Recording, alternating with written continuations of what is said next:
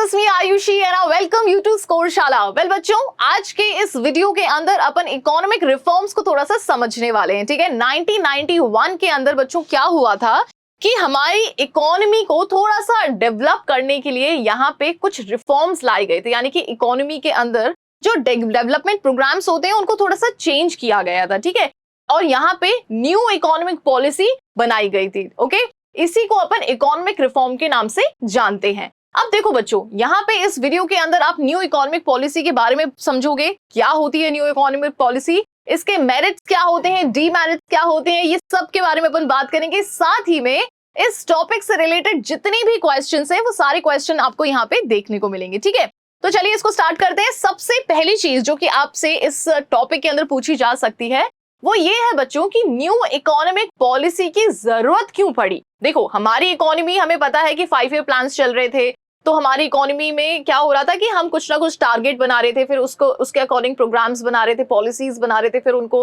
हम इम्प्लीमेंट कर रहे थे, उससे भी हमें कुछ अचीव हो रहा था, लेकिन उसके कुछ ना कुछ फेलियर्स भी थे। ठीक है, इन सब चीजों के बारे में हमने बात करी है। वेल, अब क्या था कि अब हमें इकोनॉमी को डेवलप तो करना था, लेकिन अब डेवलपमेंट के मायने हमारे लिए थोड़े से चेंज हो गए थे, जिसकी वजह से 1991 के अंदर न्यू इकोनॉमिक पॉलिसी यहाँ पे बनी थी। ओके, वेल देखो, न्यू इकोनॉमिक पॉलिसी के अंदर जो 3 चीजें हैं जो कि बहुत इंपॉर्टेंट होती है वो है लिबरलाइजेशन, प्राइवेटाइजेशन एंड ग्लोबलाइजेशन। इन तीनों ही टर्म्स को आपको बहुत अच्छे से ध्यान रखना है। ओके, अब चलो एक बार यहाँ पे नजर डालिए, what is the need of NEP, है ना, इकोनॉमिक पॉलिसी की जरूरत क्यों आ पड़ी थी। क्योंकि सबसे पहली चीज, हम कोई भी चीज हमारी लाइफ में इंप्लीमेंट करते हैं, अगर हम पढ़ाई करना बहुत जोरों शोरों से स्टार्ट करते हैं तो उसके पीछे का रीजन क्या होता है, क्योंकि हमारी हिस्ट्री में, मतलब हमारे हिस्ट्री चैप्टर में नहीं, लेकिन हमारे पास्ट में हमारे मार्क्स बहुत कम आए होते हैं, इसलिए हम सोचते हैं कि नहीं, अब तो हमें क्या करना है, अब हमें कड़ी मेहनत करनी है और बिल्कुल क्लास के अंदर फर्स्ट आना है और मतलब अच्छे नंबर लेके आना है। ठीक है, सेम इसी तरीके से इकोनॉमी भी यही हुआ था। इकोनॉमी में डेवलपमेंट तो हो रहा था, ग्रोथ भी हो रही थी, लेकिन जिस टाइप की हमने डेवलपमेंट और ग्रोथ सोची थी उस तरीके से नहीं हो रही थी। तो क्या क्या ऐसी चीजें थी जिसकी वजह से न्यू इकोनॉमिक पॉलिसी की जरूरत आ पड़ी। सबसे पहला पॉइंट है यहाँ पे हाई फिस्कल डेफिसिट। देखो बच्चों, फिस्कल डेफिसिट, इसको जरा समझिएगा। डेफिसिट मतलब क्या होता है, कमी। ठीक है, ये आप लोगों को पता है। डेफिशिएंसी, अक्सर आप लोगों ने ये वर्ड सुनी होगी कि बॉडी में विटामिन्स की डेफिशिएंसी है, या फिर आयरन की डेफिशिएंसी है, या फिर जो भी चीजें हैं। ठीक है, डेफिशिएंसी मतलब होता है कमी। ठीक है, फिस्कल डेफिशिएंसी यानी कि यहाँ पे हमारी इकोनॉमी का जो बजट होता है उसके अंदर बच्चों 2 चीजें इंक्लूडेड होती हैं। ठीक है, यहाँ पे मैं थोड़ा सा आपको इसको समझा देती हूँ। बजट में बच्चों हमेशा 2 चीजें इंक्लूडेड होती है। एक होती है रेवेन्यू, रेवेन्यू यानी कि आपकी जो इनकम होती है वो। दूसरा होता है एक्सपेंडिचर। ठीक है, एक्सपेंडिचर यानी कि जो खर्चा होता है। ठीक है, तो हमारी इकोनॉमी भी क्या करती है कि कुछ इनकम अर्न करती है और कुछ खर्चा करती है। रेवेन्यू होता है और एक्सपेंडिचर होता है। ठीक है, अब यहाँ पे डेफिसिट की सिचुएशन कब आती है, जब हमारा खर्चा ज्यादा हो गया होता है हमारी इनकम से। इस चीज को जरा समझिएगा, मेरी इनकम है 100 रुपीज, लेकिन मैं खर्चा कितने का कर रही हूँ, 150 रुपीज का। तो यहाँ पे मैं काय में हूँ, यहाँ पे मैं डेफिसिट में हूँ। ठीक है, यहाँ पे मैं डेफिशिएंसी में हूँ। तो इकोनॉमी के अंदर ज्यादा से ज्यादा फिस्कल डेफिसिट की सिचुएशन देखी जा रही थी, यानी कि हमारे खर्चे बहुत ज्यादा हो रहे थे और हमारी इनकम बहुत कम आ रही थी। तभी फिर सबने सोचा, जो प्लानर्स थे उन्होंने सोचा कि यार हमको कुछ और तरीका ढूंढना पड़ेगा इकोनॉमी को डेवलप करने का। ठीक है, फिर नेक्स्ट आता है BOP crisis, balance of payment crisis. अब देखो, बीओपी किससे रिलेटेड होता है, ट्रेड से रिलेटेड होता है, आपको पता है। सो एक्सपोर्ट एंड इंपोर्ट की इसके अंदर हम बात करते हैं। देखो, एक्सपोर्ट जब हम करते हैं तो हमारी इनकम आती है, इंपोर्ट जब हम करते हैं तो हमारी इनकम जाती है। ये चीज तो आपको अच्छे से क्लियर है। अब यहाँ पे जब हमारी इनकम ज्यादा जाती है तब हम क्या काय में आ जाते हैं, डेफिसिट में आ जाते हैं, यानी कि हमारी जेब से जब ज्यादा खर्चा होगा तो हमारी जेब खाली होगी कि नहीं होगी, है ना। तो हमारे इकोनॉमी में क्या हो रहा था कि बीओपी क्राइसिस हो रहे थे, हम ज्यादा इंपोर्ट कर रहे थे, हम कमाने के बजाय ज्यादा खर्च कर रहे थे, हम यानी कि हम एक्सपोर्ट करने के बजाय ज्यादा इंपोर्ट कर रहे थे। इस वजह से हम कैसी सिचुएशन में थे बच्चों, क्राइसिस की सिचुएशन में थे। यहाँ पे हम क्या कर रहे थे, इंपोर्ट ज्यादा करना पड़ रहा था हमें फ्रॉम एक्सपोर्ट। ठीक है, देन एक्सपोर्ट। तो यहाँ पे 2 चीजें आप समझ गए, एक तो हम डेफिशिएंसी फेस कर रहे थे, यानी कि हमारे खर्चे ज्यादा हो रहे थे हमारी इनकम से, और दूसरी चीज कि हम एक्सपोर्ट कर रहे थे कम और इंपोर्ट कर रहे थे हम ज्यादा। तो इन दोनों चीजों की वजह से भी ये था कि भाई नहीं, ये दिस इज नॉट वर्किंग, हमको कुछ और नया लेके आना पड़ेगा। तो ये न्यू इकोनॉमिक पॉलिसी यहाँ पे आई थी। देखो तीसरा रीजन क्या है, fall in foreign exchange reserve. अब देखो एक चीज इससे कनेक्ट कीजिएगा कि जब हम इंपोर्ट कर रहे हैं, सपोज करो कि हम किसी दूसरी कंट्री से इंपोर्ट कर रहे हैं, जैसे चाइना से हम इंपोर्ट कर रहे हैं, तो जब हम उसको पैसे देंगे, जब उसे पेमेंट देंगे तो हम उन्हीं की करेंसी के अंदर देंगे, ठीक है। अब इंडिया के पास में हर कंट्री की करेंसी है, ठीक है। ये क्या है, ये इंडिया का एक बैग है, ठीक है। इस बैग के अंदर हर कंट्री की करेंसी है, क्लियर, हर कंट्री की करेंसी। अब हम क्या कर रहे हैं कि अब हम खर्चा कर रहे हैं, मतलब खर्चा करने का मतलब है कि हम खरीद रहे हैं, तो जिस भी कंट्री से हम खरीद रहे हैं उसकी करेंसी हमारे पास से निकलती जा रही है। फिर सपोज करो हमने जापान से कुछ खरीदा तो जापान की करेंसी हमारे हाथ से निकल गई। फिर अगर हमने अमेरिका से कुछ खरीदा तो अमेरिका की करेंसी हमारे हाथ से निकल रही है। तो इस तरीके से क्या हो रहा था, क्योंकि हम इंपोर्ट ज्यादा कर रहे थे तो हमारे हाथ से जो करेंसी है, करेंसी रिजर्व्स जो है, फॉरेन एक्सचेंज जो है वो निकलता जा रहा था। यानी कि fall in foreign exchange reserves, इस बैग के अंदर सभी करेंसी है, यानी कि ये मेरा क्या है, ये मेरा रिजर्व है ना। मैं सामान खरीदती जा रही हूँ तो मेरी जेब से पैसे तो जाएंगे ही ना। तो वैसे ही हमारी इकोनॉमी क्या कर रही थी, इंपोर्ट करती जा रही थी ज्यादा, तो हमारे जो रिजर्व्स थे वो कम होते जा रहे थे, ठीक है। आई होप ये पॉइंट आपको अच्छे से समझ में आ गया होगा। Next is inflation spiral. देखो अब यहाँ पे क्या हो रहा था बच्चों, जो प्राइसेस थी इकोनॉमी के अंदर, है ना, हर चीज की, हर गुड्स की जो प्राइसेस थी वो बहुत ज्यादा हाई हो रखी थी, ठीक है। बहुत ज्यादा हाई होने की वजह से क्या हो रहा था कि इकोनॉमी के अंदर एक्सट्रीम क्राइसिस की सिचुएशन क्रिएट हो रखी थी, ठीक है। प्राइसेस हाई होने का मतलब क्या है कि भाई यहाँ पे कुछ ही लोग ऐसे हैं जो कि उसे अफोर्ड कर पाएंगे, बहुत से ऐसे लोग हैं जो कि उसे अफोर्ड नहीं कर पाएंगे। अब जो लोग इसे अफोर्ड नहीं कर पा रहे हैं उनकी भी तो इस नेशन को सोचनी है। आफ्टर ऑल नेशन हमेशा किसको फेवर करता है, सोशल वेलफेयर को फेवर करता है, in spite of profit maximization, right.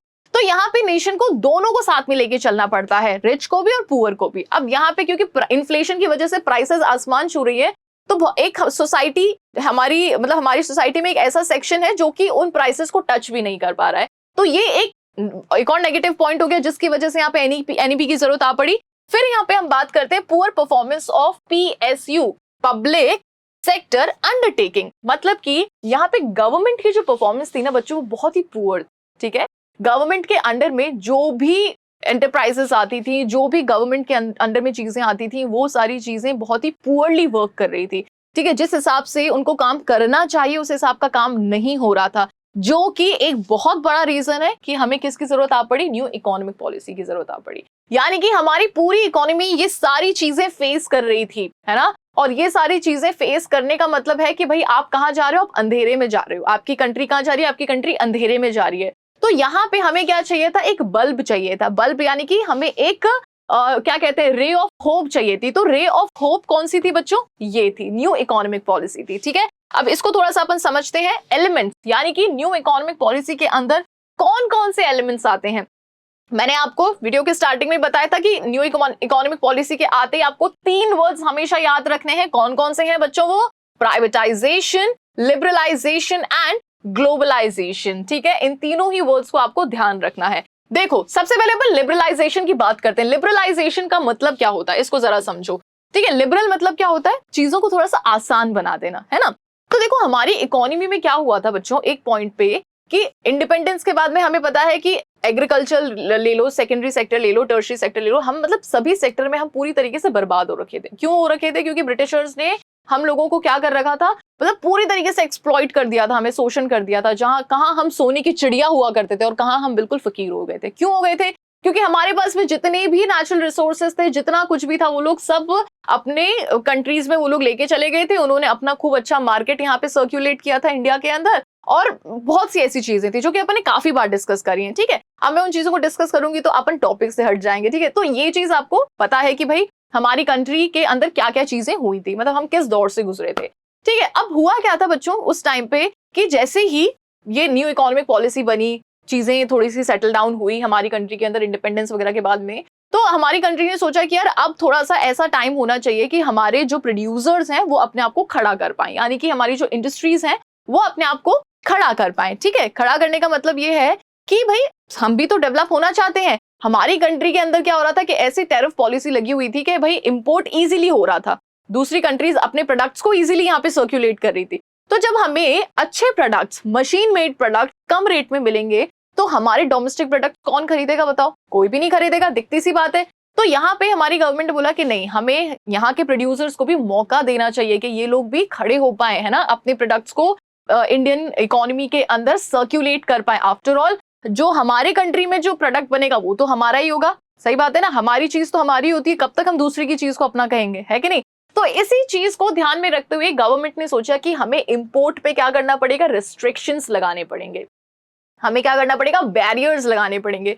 तो जो इंपोर्ट पॉलिसी थी उस पे गवर्नमेंट ने क्या कर दिया, बैरियर्स लगा दिया कि भाई अब आप इंपोर्ट सिर्फ उन्हीं चीजों को कर पाओगे जिसके लिए हम आपको अलाउ करेंगे, या फिर जिसकी बहुत ज्यादा जरूरत है सिर्फ उन चीजों का आप इंपोर्ट कर पाओगे। ठीक है भाई, तो ये चीज हो गई। अब यहाँ पे इंडिया में जितने भी प्रोड्यूसर्स थे उनको मौका मिल गया, वो अच्छे से तंदुरुस्त होके खा पी के वो खड़े हुए। खड़े होने का मतलब है कि उन्होंने अपनी इंडस्ट्री सेटअप कर ली। ठीक है, काफी अच्छा माहौल चल रहा था, इंडस्ट्रीज भी सेटअप हो गई थी धीरे धीरे, इनके प्रोडक्ट सब लोग एक्सेप्ट भी कर रहे थे।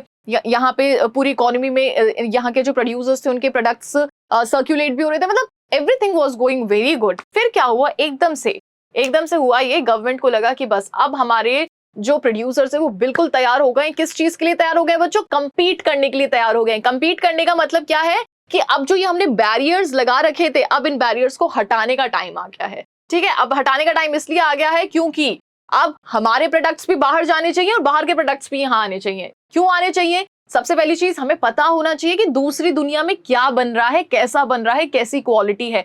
जब तक वहां के प्रोडक्ट्स यहाँ नहीं आएंगे तब तक हमारे प्रोड्यूसर्स हमारी क्वालिटी को सुधारेंगे नहीं।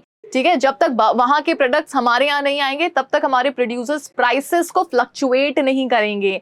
ठीक है, यहाँ पे जो हमारे प्रोड्यूसर्स हैं वो कुछ नया नहीं करेंगे, इन्वेंशन नहीं करेंगे, कुछ भी मतलब नई तरीके की चीज यहाँ के कंज्यूमर्स को नहीं देंगे। ठीक है, तो कंपटीशन बहुत ज्यादा जरूरी था। ओके, सो जो कंपटीशन हमारी गवर्नमेंट ने यहाँ पे लाने का प्लान किया वही है लिबरलाइजेशन।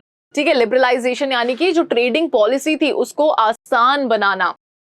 पहले ट्रेडिंग पॉलिसी यहाँ पे लगाई गवर्नमेंट ने, बैरियर्स लगा दिए, फिर जब उन बैरियर्स को हटा दिया यानी कि अब आप कंपीट कर सकते हो, then this is known as liberalisation. Okay, so बहुत ही लंबी कहानी हो गई, आई नो, लेकिन इन चीजों को जब तक आप डेप्थ में नहीं समझोगे तब तक आपको ये लंबे समय तक याद नहीं रहेंगी। ठीक है, इसलिए डेप्थ में समझना बहुत ज्यादा जरूरी था। सो लिबरलाइजेशन क्या होता है बच्चों? Freedom of private enterprises from control imposed bye the government, यानी कि गवर्नमेंट जो टैक्सेस लगा देती है, टैक्सेस इम्पोज कर देती है, तो गवर्नमेंट जब वो टैक्सेस हटा देती है तो उसको अपन लिबरलाइजेशन कहते हैं। क्लियर? Very good. चलो अब अपन प्राइवेटाइजेशन के बारे में बात करते हैं। देखो काफी बार क्या होता है कि पब्लिक सेक्टर अंडरटेकिंग के पास में जितनी भी मतलब जो भी उनकी रिस्पॉन्सिबिलिटी है, तो काफी बार क्या होता है कि पब्लिक अच्छे से उन रिस्पॉन्सिबिलिटीज का ध्यान नहीं रख पाती है, यानी कि अपनी रिस्पॉन्सिबिलिटीज को अच्छे से फॉलो नहीं कर पाती है। तो उस पॉइंट पे क्या होता है कि भाई हमारी पूरी जितने भी हमारी पॉपुलेशन है उनको सफर करना पड़ता है। तो यहाँ पे ये चीज हुई कि भाई ठीक है, जिन चीजों को गवर्नमेंट नहीं देख रेख कर पा रही है उनको क्या कर दो, उनको प्राइवेट के हाथों में दे दो, यानी कि प्राइवेट एंटरप्राइजेस को दे दो। एटलीस्ट वो लोग उस चीज को ढंग से रेगुलेट कर पाएंगे, जनता को एटलीस्ट उसकी जो फैसिलिटीज हैं वो मिल पाएगी। ठीक है, सो प्राइवेटाइजेशन यही होता है, यानी कि जो पब्लिक सेक्टर अंडरटेकिंग्स होती हैं वो कुछ पब्लिक सेक्टर अंडरटेकिंग्स की ओनरशिप किसके हाथों में दे देना? प्राइवेट के हाथों में दे देना, यानी कि प्राइवेट सेक्टर्स के हाथों में दे देना। So this is known as privatisation. Okay, so partial और full ownership and management of public sector enterprises by the private sector. ठीक है, सो आई होप कि यहाँ पे आपको लिबरलाइजेशन अच्छे से क्लियर हुआ होगा, प्राइवेटाइजेशन आपको अच्छे से क्लियर हुआ होगा। अब मैं आपको यहाँ पे बताने वाली हूँ बच्चों ग्लोबलाइजेशन के बारे में कि भाई ग्लोबलाइजेशन क्या होता है। देखो इस वर्ड में आपको ग्लोबल समझ में आ रहा होगा, कहीं दिख भी रहा होगा। ठीक है, ग्लोबल, ग्लोबल मतलब पूरे ग्लोब में जितने भी कंट्रीज है, वर्ल्ड वाइड। ठीक है, अब यहाँ पे बच्चों जैसे क्या होता है कि कोई प्रोडक्ट अगर बना, हमारी कंट्री ने अगर कोई प्रोडक्ट बनाया, तो अगर वो प्रोडक्ट किसी दूसरी कंट्रीज में भी सर्क्यूलेट हो रहा है, अगर किसी दूसरी कंट्री में बना हुआ प्रोडक्ट हमारी कंट्री में सर्क्यूलेट हो रहा है, तो इसी को हम ग्लोबलाइजेशन कहते हैं। ठीक है, यानी कि आप इस फोटो को देख के ज्यादा अच्छे से समझ सकते हो। ठीक है, यहाँ पे क्या हो रहा है कि यहाँ पे इन सभी लोगों ने क्या कर रखा है कि आपस में कनेक्टेड है, कोई किसी को मार रहा है, कोई किसी से हाथ मिला रहा है ना, कोई किसी को कुछ दे रहा है। तो मतलब ये एक तरीका क्या है, ये एक तरीका ग्लोबलाइजेशन का है। ओके, इसको जरा समझो। A process associated with increasing openness, growing economic interdependence and depending economic integration in the global economy. यानी कि जब कंट्रीज आपस में इंटरलिंक्ड हो जाते हैं, जब डिफरेंट डिफरेंट कंट्रीज आपस में ट्रेड करने लगते हैं, जब एक दूसरे पे इंटरडिपेंडेंट हो जाते हैं, तो इसी को अपन ग्लोबलाइजेशन के नाम से जानते हैं। ठीक है, अब यहाँ पे ऐसा नहीं है कि सिर्फ हमारी कंट्री में ही बन रहा है, यहीं पे कंज्यूम हो रहा है, यहीं पे प्रोड्यूस हो रहा है, बस खत्म हो गया, हमारे दरवाजे बंद हो गए। नो, अगर यहाँ पे बन रहा है तो दूसरी कंट्रीज में कंजम्पशन हो रहा होगा, अगर दूसरी कंट्रीज में प्रोड्यूस हो रहा है तो हमारी कंट्री में भी कंज्यूम उस पर्टिकुलर गुड का कंजम्पशन होना चाहिए। यानी कि ट्रेडिंग कैसे हो रही है, सब कंट्रीज में हो रही है, यानी कि सारे के सारे कंट्रीज जो है वो कैसे, वो इंटरलिंक्ड हैं, और इसी को अपन ग्लोबलाइजेशन कहते हैं। ठीक है, सो न्यू इकोनॉमिक पॉलिसी के 3 पिलर्स हैं बच्चों, कौन कौन से हैं? Privatization, liberalization and globalization. इसको अपन LPG पॉलिसी के नाम से भी जानते हैं। ठीक है, L stand for liberalization, P stands for privatization and G stands for globalization. Okay, so new economic policy 1991 के बारे में अपन बात कर रहे हैं, LPG अपन अभी तक समझ चुके हैं, और हमें न्यू इकोनॉमिक पॉलिसी की जरूरत क्यों पड़ी थी इसको भी अपन समझ चुके हैं। ठीक है, चलिए अब यहाँ पे अपन बात करते हैं appraisal of new economic policy. मतलब जब ये पॉलिसी हमने लगाई, तो उससे हमें क्या क्या चीजें हासिल हुई, इसको अपन समझते हैं। ठीक है, सो मेरिट्स ऑफ LPG पॉलिसीज। अब यहाँ पे अपन मेरिट्स की बात करेंगे। देखो, वाइब्रेंट इकोनॉमी। अब हमारी इकोनॉमी क्या था कि सिर्फ ऐसा नहीं है कि सिर्फ इंडिया में जो प्रोडक्ट्स बन रहे हैं बस उसी को हम कंज्यूम कर रहे हैं, या फिर बस जितना है हमारे पास में उतना लिमिटेड हम सरवाइव कर रहे हैं, हम किसी मतलब हम ऐसे नहीं कि हम किसी दूसरे कंट्री पे हम रिलाई नहीं करें, बिल्कुल नहीं, ऐसा नहीं है। ओके, वाइब्रेंट मतलब कलरफुल, यानी कि कलरफुल इकोनॉमी हो गई हमारी। कलरफुल कैसे हो गई है कि चाइना में कोई प्रोडक्ट बन रहा है तो वो हमारी कंट्री में सर्कुलेट हो रहा है, जापान में कोई प्रोडक्ट बन रहा है तो वो हमारी कंट्री में सर्कुलेट हो रहा है, अगर अमेरिका में कोई प्रोडक्ट बन रहा है तो वो हमारी कंट्री में सर्कुलेट हो रहा है, हमारा कोई प्रोडक्ट है वो कहाँ सर्कुलेट हो रहा है, वो इन सब कंट्रीज में सर्कुलेट हो रहा है। यानी कि सारे रंग क्या हो गए हैं, आपस में मिल गए हैं, और हमारी जो इकोनॉमी हो गई वो वाइब्रेंट हो गई है। इससे हुआ क्या है कि देखो, प्रोड्यूसर्स के लिए मार्केट कितना एक्सपेंड हो गया है, हुआ है ना। आज का जो प्रोड्यूसर है इंडिया का, वो इंडिया में अपने प्रोडक्ट्स बेच रहा है, दैट इज वेरी नाइस, और साथ ही में वो दूसरे कंट्रीज में भी अपने प्रोडक्ट्स को सेल आउट कर रहा है, यानी कि उसके लिए उसका मार्केट क्या हो गया बच्चों, एक्सपेंड हो गया है ना।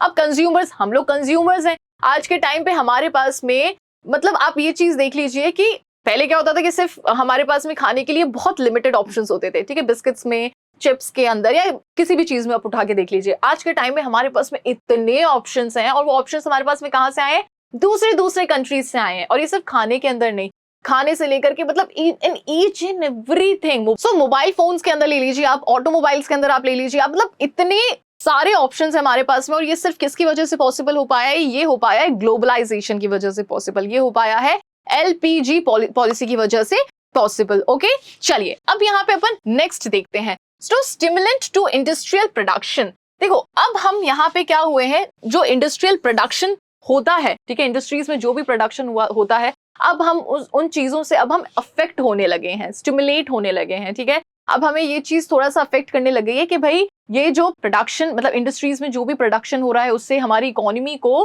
क्या फायदा हो रहा है, क्या नुकसान हो रहा है, कितना इंडस्ट्रीज के अंदर एक्सपेंडिचर करना चाहिए, कितना इनको क्रेडिट की फैसिलिटीज देनी चाहिए। यानी कि इंडस्ट्रीज का जो वर्चस्व है वो अब क्या हो गया, वो बढ़ने लग गया है।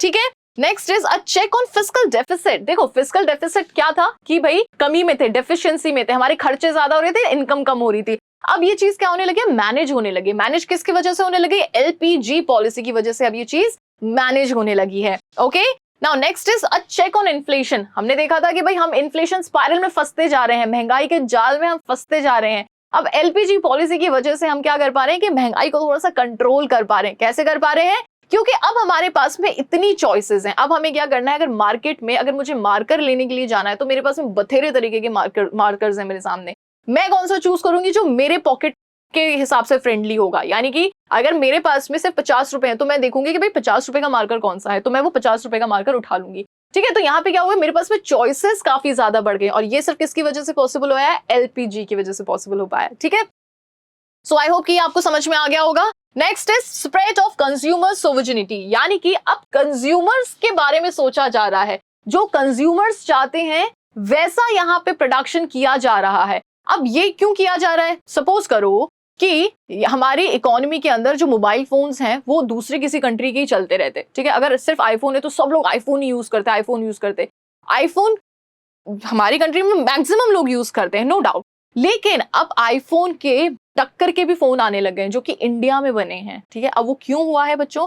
वो इसलिए हुआ है क्योंकि इंडिया के मार्केट को समझ में आ गया है कि भाई लोगों को जो पसंद आता है, जो चीज पसंद आती है वो आईफोन है, तो हमें आईफोन के टक्कर का फोन बनाना चाहिए। यानी कि अब कंज्यूमर की जो नीड है, कंज्यूमर की जो विश है, डिजायर है, उसके बारे में सोचा जाता है, ठीक है। क्यों सोचा जाता है? क्योंकि भाई अब हम यहाँ बैठे, इंडिया में बैठे बैठे हम पता नहीं कौन सी देश का प्रोडक्ट यूज कर रहे हैं, ठीक है। तो अब ये तो हमारे मार्केट के लिए तो नुकसानदायक है ना कि भाई हमारे जो कंज्यूमर है वो किसी दूसरे देश का प्रोडक्ट यूज कर रहे हैं। तो यहाँ के प्रोड्यूसर्स का क्या होना चाहिए कि यार हमें भी ऐसा ही कुछ प्रोडक्शन करना चाहिए, हमें ऐसा कुछ प्रोडक्शन करना चाहिए जिससे कि हमारे लोग हमारे ही प्रोडक्ट को यूज करें, हम क्यों किसी दूसरे पे डिपेंड करें, ठीक है। तो प्रोड्यूसर्स की साइकोलॉजी ये होनी चाहिए। अब इसके लिए यहाँ पे क्या होता है कि उसी टक्कर का जो भी प्रोडक्ट हम यूज करें किसी दूसरे देश का, उसी टक्कर का यहाँ पे प्रोडक्ट बनता है, ठीक है।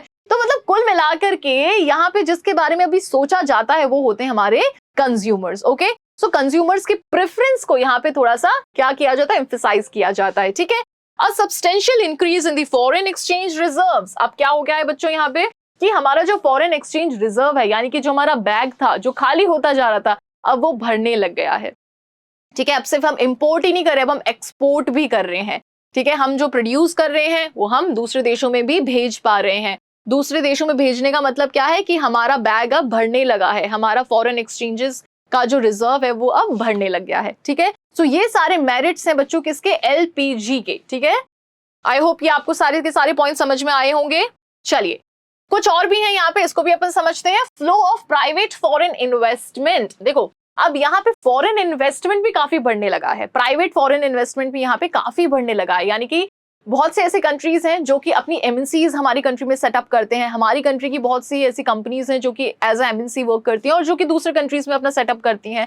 अब ऐसा क्यों करती हैं दूसरी कंट्रीज हमारे कंट्री में सेटअप? क्योंकि उनको पता है कि भाई यहाँ पे अबंडेंट मात्रा में मुझे रिसोर्सेज मिल जाएंगे, यहाँ पे अबंडेंट मात्रा में मुझे लेबर मिल जाएगी, और यहाँ पे जैसे टेक्निकल जो एक्सपर्ट होते हैं वो यहाँ पे ज्यादा है। मतलब जो भी जिन भी चीजों की उनको जरूरत है, अगर वो हमारी कंट्री में उनको भरपूर मात्रा में मिल रहे हैं तो वो इजीली अपना ऑफिस यहाँ सेटअप करेंगे, अपनी कंपनी यहाँ पे सेटअप करेंगे, और यहाँ पे सेटअप करने से उनकी कॉस्ट बहुत कम होती है। देखो किसी भी कंपनी का मेन मोटिव क्या होता है कि भाई प्रॉफिट हमें मैक्सिमम कमाना है और साथ में हमारी कॉस्ट होनी चाहिए कम। अब कॉस्ट कम कब होगी? जब जिन चीजों की हमें जरूरत है अगर वो चीज हम तक आती है महंगाई में, तो क्यों ना हम ही उनके पास पहुंच जाए, तो हमारे लिए वो सस्ती हो जाएगी ना। तो सिर्फ इसी चीज को ध्यान में रखते हुए बहुत सी ऐसी एमएनसीज हैं जो कि हमारी कंट्री के अंदर इन्वेस्टमेंट करती हैं, ठीक है। और सिर्फ एमएनसीज क्यों, बहुत सी ऐसी एंटरप्राइजेस है जो कि हमारी कंट्री के अंदर क्या करती है, इन्वेस्टमेंट करती हैं, जो कि उनके लिए भी फायदेमंद होता है और हमारे लिए भी फायदेमंद होता है। क्यों हमारे लिए फायदेमंद होता है? क्योंकि हमारे लिए जो स्कोप है वो और ज्यादा वाइडर हो जाता है, ठीक है। Next is recognization of India as an emerging economic power. यानी कि अब इंडिया को भी किस तरीके से रिकॉग्नाइज करा जा रहा है कि ये भी एक पावरफुल नेशन है, ये भी एक पावरफुल कंट्री है। ऐसा क्यों करा जा रहा है?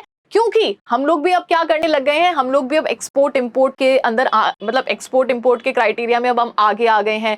अब हम लोग भी क्या करने लगे हैं कि भाई जो हमारे यहाँ पे जो प्रोडक्ट सेल आउट होते हैं उनको दूसरी कंट्रीज में भेज रहे हैं, वहां के लोग हमारे प्रोडक्ट्स को पसंद कर रहे हैं, और बहुत सी ऐसे रीजन है जिसकी वजह से हमारा जो नाम है वो बढ़ने लगा है, ठीक है। अब लोग इसको रिकॉग्नाइज कर रहे हैं कि भाई हाँ, इंडिया के अंदर भी ये जो इंडिया नेशन है इसके अंदर भी बहुत सी ऐसी चीजें हैं जो कि रिकॉग्नाइज करने वाली हैं। इसलिए बहुत सी ऐसी कंट्रीज हैं जो कि हमारी कंट्री के अंदर क्या करती हैं, इन्वेस्टमेंट करती हैं, क्योंकि उन्हें पता है कि एक्सपर्ट लोग यहीं पे मिलेंगे, टेक्निकल जो टीम होती है, जो एक्सपर्टीज होती है, वो काफी सारी चीजें उनको यहाँ से मिलती हैं, रिसोर्सेज उनको यहाँ से मिलते हैं, रॉ मटेरियल उनको अच्छा खासा मात्रा में यहाँ से मिलता है। तो ऐसे बहुत सी चीजें हैं जो कि इंडिया से उनको मिल सकती है, इस वजह से वो इंडिया पे क्या करते हैं, इन्वेस्टमेंट करते हैं, ठीक है। A shift from monopoly market to competitive market. अब यहाँ पे क्या हो गया है, एक टाइम पे क्या था कि जब हम पे ब्रिटिशर्स राज कर रहे थे तो सिर्फ किसकी चलती थी, सिर्फ एकाधिकार था, मतलब एक का ही अधिकार था, और वो अधिकार किसका था, ब्रिटिशर्स का अधिकार था, ठीक है। अब यहाँ पे क्या हुआ है कि क्योंकि अब सब कंट्रीज आपस में इतना मिंगल हो गई है कि एकाधिकार रहा ही नहीं, मतलब किसी एक का अधिकार रहा ही नहीं, सब क्या कर रहे हैं, सब एक दूसरे के साथ में फ्रेंडली हो चुके हैं, ठीक है। यहाँ पे मोनोपोली वाली चीज बिल्कुल खत्म हो चुकी है। सो शिफ्ट फ्रॉम मोनोपोली मार्केट से अब शिफ्ट कहाँ पे आ गया है बच्चों, कॉम्पिटिटिव मार्केट पे आ गया है, ठीक है। अब मोनोपोली मार्केट वाले जमाने गए, अब कॉम्पिटिशन चलता है कि यार उसने इतने का फोन लॉन्च किया है, अब हमें थोड़ा सा कम में करना है, लेकिन क्या करना है हमें, उसके अंदर जो फीचर्स है वो हमें ज्यादा अच्छे देने हैं, ठीक है। तो इस तरीके का कंपटीशन चलता है। ओके, सो आई होप कि आपको चीजें समझ में आ रही होंगी। सो ये सारे क्या थे, मेरिट थे ऑफ एलपीजी।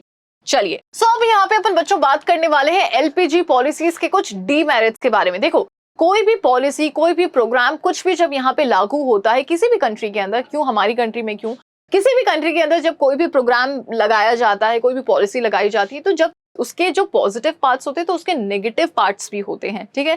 तो यहाँ पे पॉजिटिव सारी चीजें अपन ने देख ली, लेकिन इसके कुछ डीमेरिट्स भी हैं। अब डीमेरिट्स क्या है ये भी आप जरा समझो। सबसे पहला डीमेरिट जो है बच्चों, वो है इसका नेग्लेक्ट ऑफ एग्रीकल्चर। देखो, अभी तक अपन ने क्या किया है, जितनी भी चीजों के बारे में बात की है, globalization, privatization, liberalization, need for LPG, मतलब जिन भी चीजों की हमने बात करी है उसके अंदर कहीं पे भी क्या अपन ने एग्रीकल्चर का जिक्र किया, नहीं किया। यानी कि इस रिफॉर्म के अंदर, इस पॉलिसी के अंदर हम एग्रीकल्चर को पूरी तरीके से नेग्लेक्ट करते हैं, ठीक है। हम ज्यादा से ज्यादा बढ़ावा किसको देते हैं बच्चों, इंडस्ट्रीज को हम यहाँ पे ज्यादा बढ़ावा दे रहे हैं, यानी कि सेकेंडरी सेक्टर, मैन्युफैक्चरिंग को हम यहाँ पे ज्यादा से ज्यादा ग्रो कर रहे हैं। एग्रीकल्चर पे हम इतना फोकस नहीं कर पा रहे हैं, which is the biggest demerit of LPG. Okay, next is urban concentration of the growth process. अब देखो, यहाँ पे क्या हो रहा है कि अर्बन एरियाज को ही ग्रो करा जा रहा है, अर्बन एरियाज में ही डेवलपमेंट किया जा रहा है, रूरल एरियाज का तो कोई सोच ही नहीं रहा। जो बैकवर्ड रीजन्स हैं हमारी इकोनॉमी के, जो कि बहुत सारे हैं, ठीक है, जो बैकवर्ड एरियाज हैं हमारी इकोनॉमी के, उनके बारे में कोई नहीं सोच रहा। सब किस बारे में सोच रहे हैं, अर्बनाइजेशन के बारे में सोच रहे हैं, अर्बन एरियाज को डेवलप करने का सोच रहे हैं, अर्बन एरियाज में इंफ्रास्ट्रक्चर बिल्डअप करने का सोच रहे हैं, social, economic, every kind of thing, ठीक है। लेकिन रूरल एरियाज के बारे में यहाँ पे कोई नहीं सोच रहा है। तो जो एरिया बैकवर्ड है, सोचो वो और बैकवर्ड होता जाएगा, है ना। यहाँ पे ये भी एक बहुत बड़ा डिमेरिट है। देखो, फिर अपन बात करते हैं इकोनॉमिक कोलोनियलिज्म। देखो, कोलोनियलिज्म का मतलब क्या होता है, जब कोई पावरफुल व्यक्ति होता है, जब वो कम पावरफुल व्यक्ति पे कंट्रोल करता है तो उसको कोलोनियलिज्म कहते हैं, ठीक है। इकोनॉमिक कोलोनियलिज्म का मतलब है कि जब बड़े नेशंस छोटे नेशंस यानी कि अंडर डेवलप्ड या लेस डेवलप्ड नेशंस पे जब अपना कंट्रोल कर लेते हैं, तो वो सिचुएशन यहाँ पे देखने को मिलती है, ठीक है। अब जैसे किसी सेक्टर के अंदर हम लोग इतना ग्रो नहीं कर पा रहे हैं और उस सेक्टर के अंदर जिन गुड्स की जरूरत है वो हमें दूसरे कंट्रीज से मिलते जा रहे हैं, तो यहाँ पे कंट्रोल किसका हो गया, दूसरी कंट्री का हो गया। तो मतलब हमारी कंट्री में इस पर्टिकुलर सेक्टर पे कोई दूसरी कंट्री का कंट्रोल चल रहा है, तो ये एक तरीके का डीमेरिट हो गया। समझ रहे हो आप, कोई पावरफुल नेशन जब किसी लेस पावरफुल नेशन को कंट्रोल कर लेता है तो इसको अपन कहते हैं इकोनॉमिक कोलोनियलिज्म, ठीक है। चलो, नेक्स्ट इसका डीमेरिट है स्प्रेड ऑफ कंज्यूमरिज्म। देखो, यहाँ पे कंज्यूमरिज्म के बारे में बात कर रहे थे अपन, ठीक है, कि भाई हाँ, कंज्यूमर के लिए चॉइस यहाँ पे क्रिएट हो रही है, सब चीजें हैं, ठीक है, एवरीथिंग इज गुड। लेकिन यहाँ पे अब हो क्या रहा है कि सिर्फ कंज्यूमर के पर्सपेक्टिव से ही यहाँ पे क्या किया जा रहा है, प्रोडक्शन किया जा रहा है, ठीक है। कंज्यूमर के पर्सपेक्टिव से प्रोडक्शन किया जा रहा है, तो इसका मतलब ये है कि भाई जिस कंज्यूमर जिस चीज पे खुश होगा उस चीज का प्रोडक्शन किया जा रहा है ना। सोशल वेलफेयर के बारे में कोई नहीं सोच रहा, सोशल वेलफेयर के बारे में यहाँ पे कोई भी नहीं सोच रहा है, तो this is also a very big demerit. Okay, उसके बारे में अपन बात करते हैं।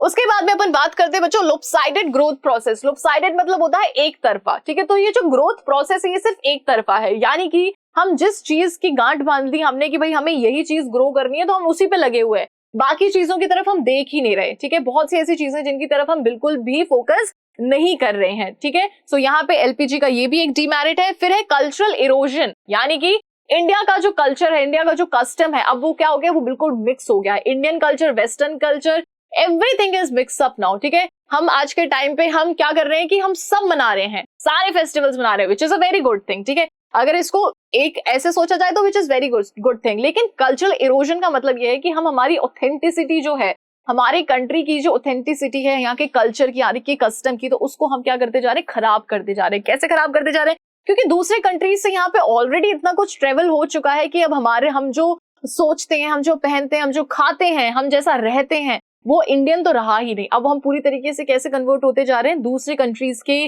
चीजों को हम अडेप्ट करते जा रहे हैं, हम बस वैसा ही हम अपने आप को बदलते जा रहे हैं। तो इसका मतलब ये है कि हमारे जो ऑथेंटिक कल्चर है उसका पूरी तरीके से क्या हो रहा है, सत्यानाश हो रहा है, यानी कि इरोजन हो रहा है, ठीक है। सो यहाँ पे आई होप कि आपको ये सारी के सारी डीमेरिट्स अच्छे से समझ में आ गए होंगे, ठीक है। मैंने आपको प्रॉमिस किया था कि यहाँ पे इस वीडियो के अंदर आपको इकोनॉमिक रिफॉर्म समझाऊंगी, साथ ही में आपको इस टॉपिक से रिलेटेड जितने क्वेश्चंस हैं उनके बारे में भी बताऊंगी। तो यहाँ पे अब आपके क्वेश्चन स्टार्ट होते हैं। सो डिफाइन इकोनॉमिक रिफॉर्म्स, ठीक है। सबसे पहला क्वेश्चन जो कि इस टॉपिक से आपसे पूछा जा सकता है वो यही है बच्चों की इकोनॉमिक रिफॉर्म्स होते क्या हैं।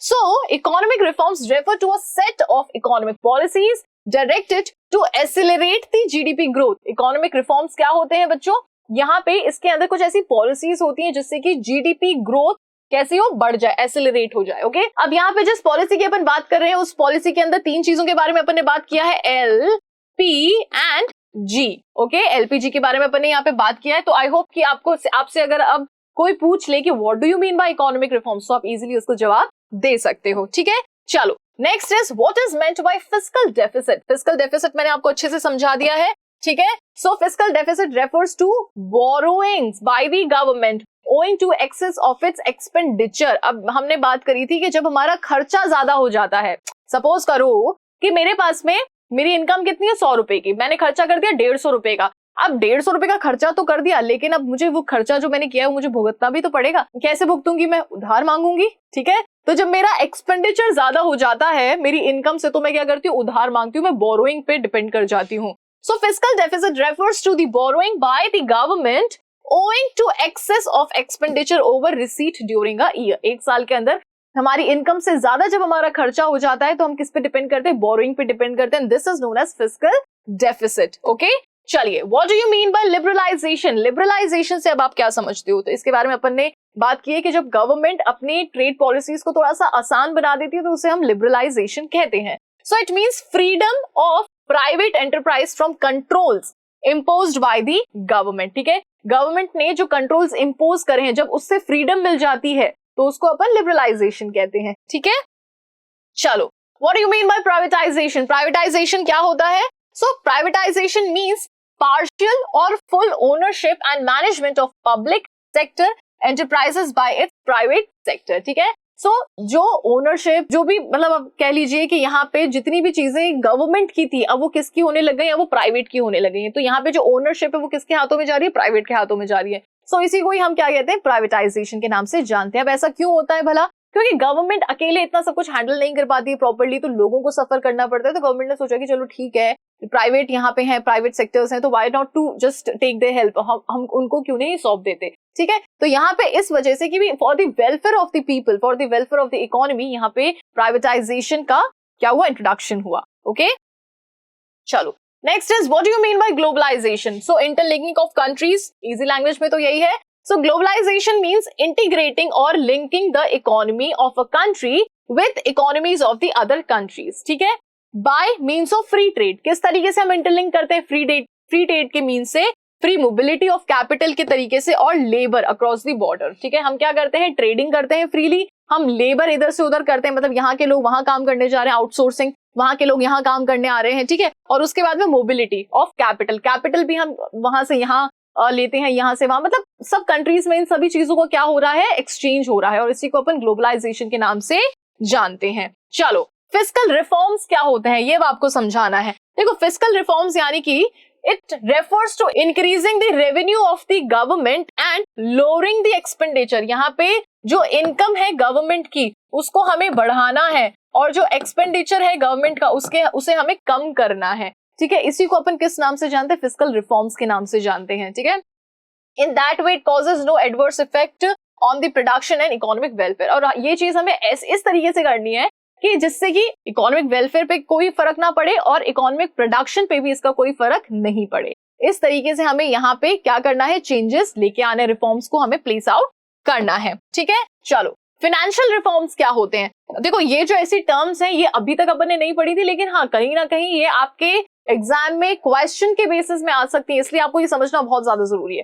देखो financial reforms refer to reforms in countries monetary and banking policy. जब कंट्री के मनी, मॉनेटरी और बैंकिंग पॉलिसीज में जब किसी तरीके के चेंजेस करने होते हैं तो उसको अपन फाइनेंशियल रिफॉर्म्स के नाम से जानते हैं। Define external sector reforms. देखो एक्सटर्नल सेक्टर रिफॉर्म्स मतलब चेंजेस, इसको आप अपने दिमाग में बिठा लो, फिर आगे जो भी आता जा रहा है टर्म उसको आप रिलेट कर लो। ठीक है, एक्सटर्नल रिफॉर्म्स का मतलब क्या है, external sector reforms refer to abolition of import quotas. External यानी कि एक्सटर्नल का मतलब क्या है, इंपोर्ट एक्सपोर्ट, इससे आप कनेक्ट कर लो। अब यहाँ पे हम क्या कर रहे हैं, चेंजेस जो हम ला रहे हैं इसके अंदर हम क्या करेंगे, अबॉलिशन ऑफ इंपोर्ट कोटाज, यानी कि इंपोर्ट कोटाज को हम क्या कर देंगे, अबॉलिश कर देंगे, मतलब इंपोर्ट को हम बंद कर देंगे। Abolition of import licensing, import licensing को भी हम बंद कर देंगे। Reduction of import duty, import duty को भी हम रिड्यूस कर देंगे। And withdrawal of export duty, और एक्सपोर्ट ड्यूटी को भी हम विड्रॉल कर देंगे। यानी कि एक्सटर्नल, यानी कि इंपोर्ट और एक्सपोर्ट के अंदर जब हम चेंजेस करते हैं तो उसको अपन एक्सटर्नल सेक्टर रिफॉर्म्स के नाम से जानते हैं। ठीक है, चलिए फिर अपन बात करते हैं what do you mean by devaluation. देखो डीवैल्यूएशन का मतलब क्या होता है, इसको जरा समझो। So devaluation is the fall in the value of domestic currency in relation to the foreign currency. जब हमारी जो करेंसी है वो नीचे गिर जाती है in relation to the foreign currency, ठीक है, तो उसको अपन डिवैल्यूएशन कहते हैं। ठीक है, जैसे अभी क्या है कि $1 है ना, $1 की वैल्यू अभी क्या है 79.66, तो अराउंड 80 रुपीज समथिंग। ठीक है, पहले क्या था कि $1 की वैल्यू कितनी थी, अराउंड 72 भी रह चुकी है एक टाइम पे। ठीक है, 72 रुपीज, ये हमारी करेंसी है और ये डॉलर में करेंसी है। ठीक है, सो देखो जब हमारी करेंसी की वैल्यू जब गिर जाती है तो उसे हम डिवैल्यूएशन कहते हैं। पहले क्या हो रहा था कि जब हमें अगर $1 खरीदना था तो हमें कितने रुपए देने थे, 70 रुपीज देने पड़ रहे थे, 72 रुपीज देने पड़ रहे थे। आज के टाइम में उसी डॉलर को खरीदने के लिए हमें कितने रुपीज देने पड़ रहे हैं, अराउंड 80 रुपीज देने पड़ रहे हैं। तो यहाँ पे हमारी जो डोमेस्टिक करेंसी उसकी वैल्यू क्या हो गई है, कम हो गई है, डिवैल्यूएट हो गई है। ठीक है, इसी को अपन डिवैल्यूएशन के नाम से जानते हैं। So devaluation is the fall of the domestic currency in relation to the foreign currency as planned by the government in the situation when exchange rate is not determined by the forces of demand and supply। अब देखो devaluation के अंदर जो exchange rate है, यानी कि ये वाली जो रेट है, ये कौन डिटरमाइन करता है, गवर्नमेंट डिटरमाइन करती है। मार्केट फोर्सेस यानी कि डिमांड एंड सप्लाई डिटरमाइन नहीं करते हैं। ठीक है, but it is fixed by the government offices. लेकिन ये फिक्स्ड जरूर किसके थ्रू की जाती है, गवर्नमेंट ऑफिशियल्स के थ्रू ये फिक्स की जाती है, और इसी को अपन डिवैल्यूएशन के नाम से जानते हैं। आप ये इतना सा समझ लो कि डॉलर क्या है, डॉलर एक ऑब्जेक्टिव है। ठीक है, मतलब कोई ऑब्जेक्ट है, सपोज ये डॉलर है। ठीक है, पहले इसको खरीदने के लिए मुझे 72 रुपीज देने पड़ रहे थे। ठीक है, गुड इनफ। आज के टाइम पे इसको खरीदने के लिए मुझे 80 रुपए देने पड़ रहे हैं। तो मेरी डोमेस्टिक मतलब इसकी वैल्यू, डॉलर की वैल्यू क्या हो गई, बढ़ गई, मेरी वैल्यू कम हो गई। ठीक है, मेरे पैसों की वैल्यू कम हो गई, तो इसी को अपन डिवैल्यूएशन के नाम से जानते हैं। Easy, okay. चलो, What is laissez-faire system? देखो laissez-faire system क्या होता है? So it is a system in which entirely driven by the market forces। अब laissez-faire यानी कि जिसमें गवर्नमेंट का इंटरवेंशन नहीं हो। ठीक है, इसको हमेशा दिमाग में रख लो, जहां पे गवर्नमेंट का इंटरवेंशन नहीं हो, जो भी काम होता है वो सिर्फ और सिर्फ किसकी वजह से हो रहा है, मार्केट फोर्सेस की वजह से हो रहा है। So it is that system in which entirely driven by the market forces, supply and demand, and the government act merely as a night watchman of the country. और गवर्नमेंट यहाँ पे किस तरीके से काम करती है, सिर्फ एक वॉचमैन की तरह यहाँ पे काम करती है, उनका किसी भी तरीके का इंटरवेंशन नहीं होता है। ओके, चलो डिसइन्वेस्टमेंट क्या होता है, what do you mean bye disinvestment. देखो डिसइन्वेस्टमेंट को समझने से पहले आपको इन्वेस्टमेंट समझना पड़ेगा कि भाई इन्वेस्टमेंट क्या होता है। सो देखो इन्वेस्टमेंट मतलब जैसे आज मैंने क्या किया, आज मैंने कोई सामान खरीदा। ठीक है, आज मैंने सपोज करो गोल्ड खरीदा। ठीक है, गोल्ड मैंने खरीद लिया 50,000 रुपए का आज। ठीक है, फिर क्या हुआ कि कल को साल भर बाद में ले लो, साल भर बाद में क्या हुआ कि मेरे पास में पैसों की कमी आ गई। ठीक है, तो जब मैंने वो गोल्ड खरीदा था तो मेरे लिए इन्वेस्टमेंट था। समझ लो, जब मैंने वो गोल्ड खरीदा था तो मेरे लिए क्या था, इन्वेस्टमेंट था। अब जब मेरे पास में पैसों की कमी आ गई तो उसी गोल्ड को मुझे बेचना पड़ रहा है, और इसी को अपन डिसइन्वेस्टमेंट के नाम से जानते हैं। ठीक है, so it refers to selling of share capital of public sector undertaking, यानी कि जब गवर्नमेंट अपनी अंडरटेकिंग, उनकी जो भी चीजें होती है, जब उसे सेल आउट करती हैं, गवर्नमेंट जब अपने असेट्स को सेल आउट करती हैं जब इनको जरूरत होती है, तो इसको अपन क्या किस नाम से जानते हैं बच्चों, इसको अपन डिसइन्वेस्टमेंट के नाम से जानते हैं। और यहाँ पे जो गवर्नमेंट है वो किसको सेल आउट करती है, प्राइवेट एंटरप्रेन्योर्स को। Okay, what is outsourcing, outsourcing क्या होता है, ये वर्ड मैंने बीच में बोला था, अगर किसी ने अगर थोड़ा सा भी गौर किया हो तो आउटसोर्सिंग क्या होता है, it refers to a system of hiring business services like call center, फिर transportation, transcription, clinical, advice, teaching, coaching, etc. from outside the world। अगर हमारे कंट्री में आज हमें इन सब चीजों की जरूरत है, इन सब सर्विसेज की जरूरत है और हम बाहर से मंगवाते हैं, तो इसको अपन किस नाम से जानते हैं, आउटसोर्सिंग के नाम से जानते हैं। अगर हमारे यहाँ पे कोई बंदा पढ़ा लिखा है, अभी आप लोग पढ़ रहे लिख रहे हो, खूब अच्छे ग्रेजुएशन वगैरह का जब फेज आएगा तो आप किसी दूसरे कंट्री में चले जाओगे, तो वो क्या हो जाएगी, वो आउटसोर्सिंग हो जाएगी। ठीक है, और ग्रेजुएशन करके भी आप अगर सपोज यहाँ ग्रेजुएशन कर ले तो नौकरी करने कहीं और चले जाते हो, तो वो आउटसोर्सिंग हो जाती है। ठीक है।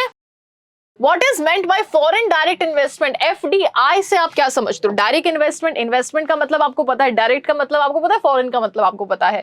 So FDI means investment made by foreign companies। अब इन्वेस्टमेंट जो कि फॉरेन कंपनीज करती है इन अनदर कंट्री, किसी दूसरे कंट्री में, in order to establish wholly owned and managed company. मतलब अपनी कंपनी जब कोई फॉरेन कंपनी किसी दूसरे कंट्री में करती है, सपोज अमेरिका में कोई कंपनी है, तो उन्होंने सोचा कि यार हम इंडिया में अपना इन्वेस्टमेंट करते हैं, वहां पे भी अपनी क्या करते हैं, एक बिल्डिंग सेटअप करते हैं, एक अपना ऑफिस वहां पे सेटअप करते हैं, तो वो ये क्या हो गया, ये हो गया फॉरेन डायरेक्ट इन्वेस्टमेंट।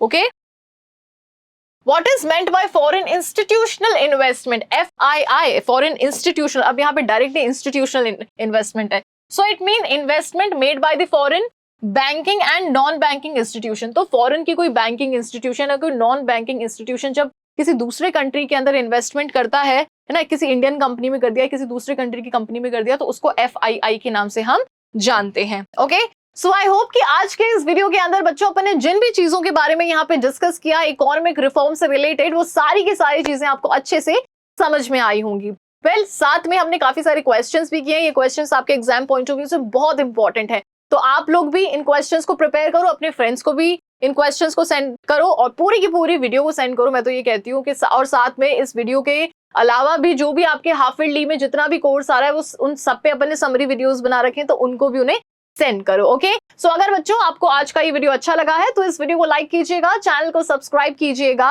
अपने फ्रेंड्स के साथ में शेयर कीजिएगा, ये मैं आपको बोल चुकी हूँ, और बेल आइकन को प्रेस करना तो बिल्कुल नहीं भूलना है। क्योंकि अभी और भी बहुत सारे ऐसे चैप्टर्स आने वाले हैं जिसका समराइज वर्जन आप देखोगे सिर्फ और सिर्फ स्कोरशाला पे। Thank you so much.